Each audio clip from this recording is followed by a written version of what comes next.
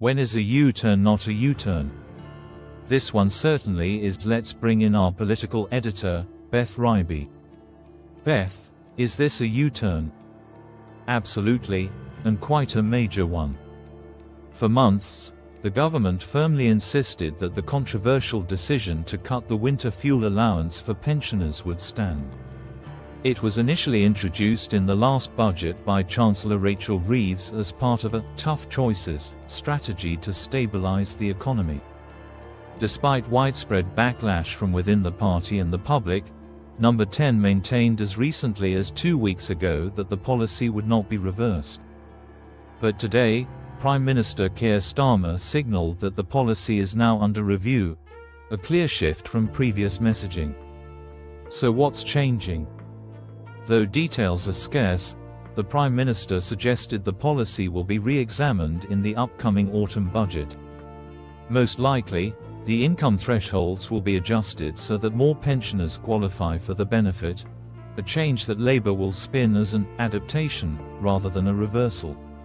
But make no mistake, this is a U-turn in substance if not in language. What's driving this change? Politics, pure and simple. The Labour Party is feeling the pressure from recent local election setbacks and alarming poll numbers. MPs have warned that this policy is costing them support and clashing with traditional Labour values. The internal unrest has grown too loud to ignore. Even more telling is that this shift seems to be orchestrated from Number 10. Reports indicate the Prime Minister's team has been running polling and focus groups to gauge public reaction, and the results clearly demanded action. What about the Chancellor? This puts Rachel Reeves in a difficult spot.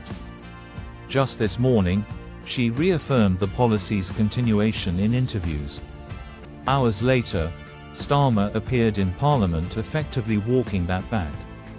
While insiders claim the decision was jointly made, the optics suggest otherwise.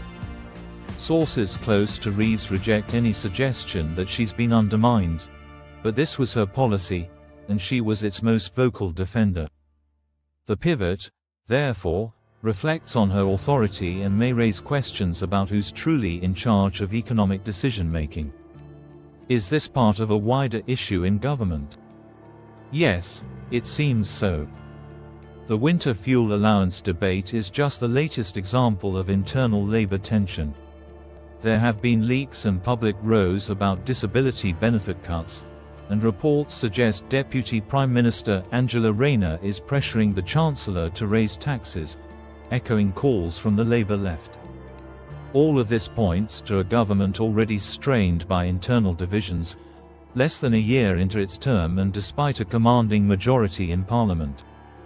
Number 10 will hope this policy shift calms things down, but it also reveals the cracks beneath the surface, and how politically fragile this government may be.